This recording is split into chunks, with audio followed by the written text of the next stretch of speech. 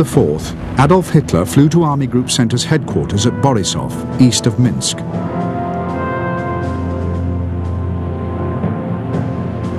By now, he had lost faith in battles of encirclement and had begun to believe that he could best defeat the Soviet Union by inflicting severe economic damage.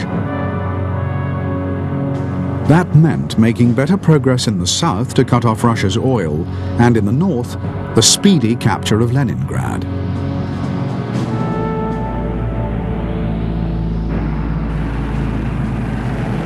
He had come to Minsk to tell the commander of Army Group Center, Field Marshal von Bock, that his drive east towards Moscow was to be stopped, and his tanks were to be sent to Leningrad and the Ukraine.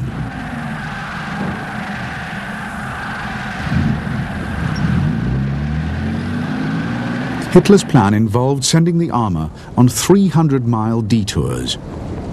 The panzer generals, Guderian and Hoth, were appalled.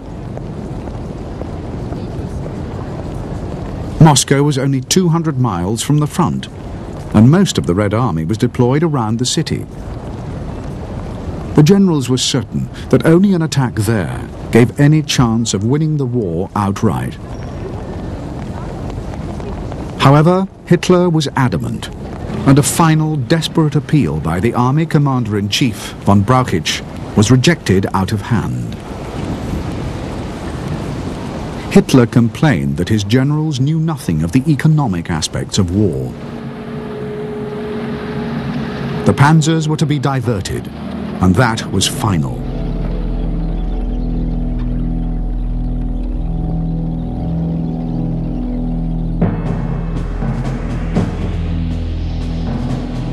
By mid-July, below the Pripyat marshes, the 6th Army of Army Group South, along with Panzer Group 1, had reached to within a few miles of Kiev.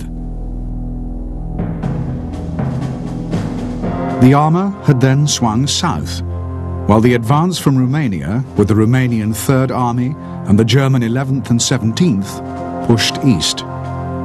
3 Soviet armies were squeezed into a pocket near Uman.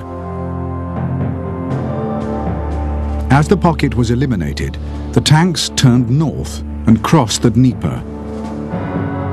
Meanwhile, Guderian's Panzer Group 2 had driven south and crossed the river Desna, with 2nd Army on its right. The 2 panzer groups now threatened to trap 4 Soviet armies and parts of 2 more against the great bend of the river Dnieper.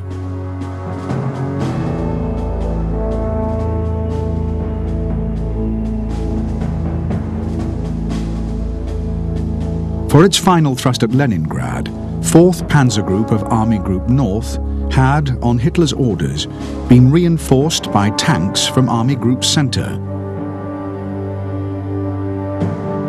On August the 8th, the panzers broke through Soviet defenses, and while 16th Army attacked to the northeast, 18th Army cleared Estonia and advanced around Lake Peipus. By the end of August, Panzer Group 4 and 18th Army had penetrated to within 30 miles of Leningrad. Meanwhile, the Finns had pushed southeast on both sides of Lake Ladoga, reaching the old Finnish-Soviet frontiers.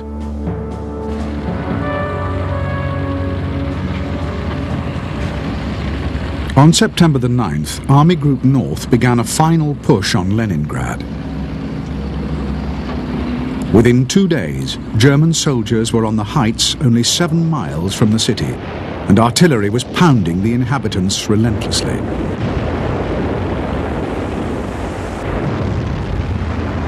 Hitler's latest orders were that Leningrad should not be stormed.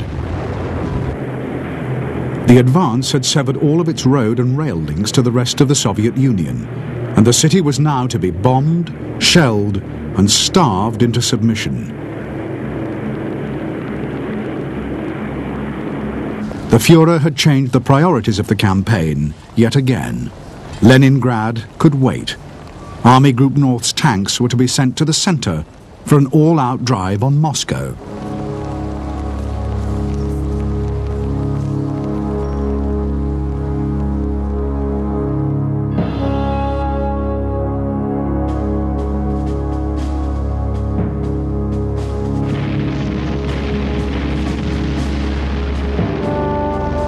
It was the Soviet West Front, launching furious counterattacks with its ground and air forces, which had drawn Hitler's restless attention to the Moscow sector.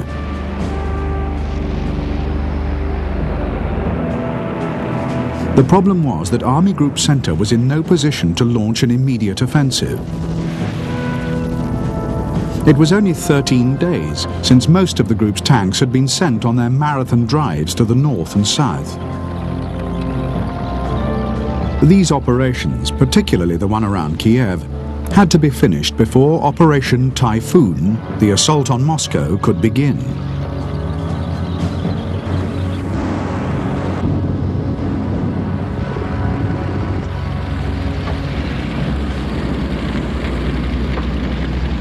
The encirclement of Soviet forces in the south was achieved on September the 16th, when Kleist's Panzer Group 1 and Guderian's 24th Corps met at Lochwitze, 120 miles behind Kiev.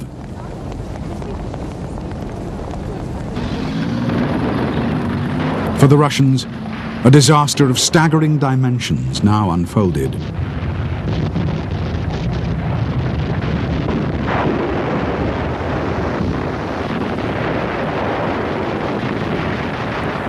The encircled Russian armies at Kiev did not give up easily.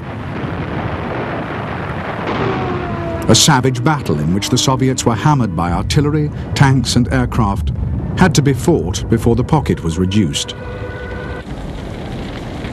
In the end, after 10 days of carnage, the Germans claimed 600,000 Red Army soldiers captured. No one knew how many had been killed in what Hitler called the greatest battle in history.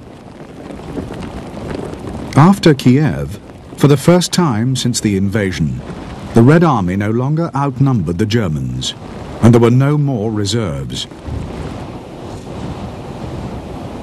To defend Moscow, Stalin could field 800,000 men in 83 divisions, but no more than 25 of those divisions were fully effective, and there was a desperate shortage of armor and aircraft.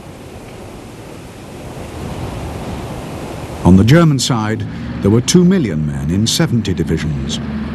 Almost 1/3 of the divisions were mechanized, the highest proportion of mechanized units to infantry in any German attack of the war so far. Operation Typhoon, the drive on Moscow, began on October the 2nd.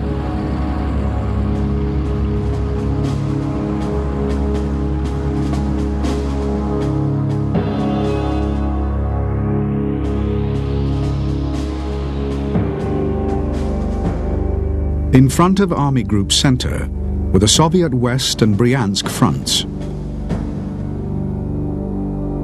There was also a series of elaborate defense lines, up to 250 miles long, the first centered on Vyazma and the others on Mozhaisk.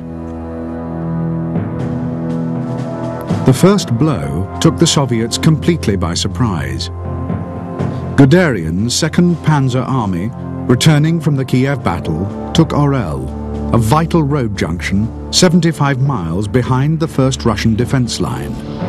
3 days later, the Panzers pushed on Bryansk, another communication center, while 2nd Army attacked from the west. 3 Russian armies were trapped.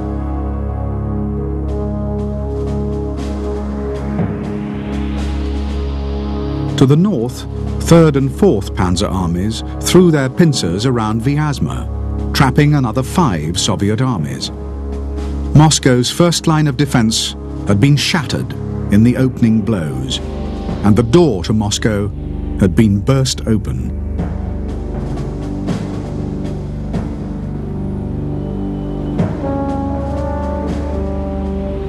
It was Stalin's insistence on manning defensive lines to the very end that made the situation at Bryansk and Vyazma so catastrophic.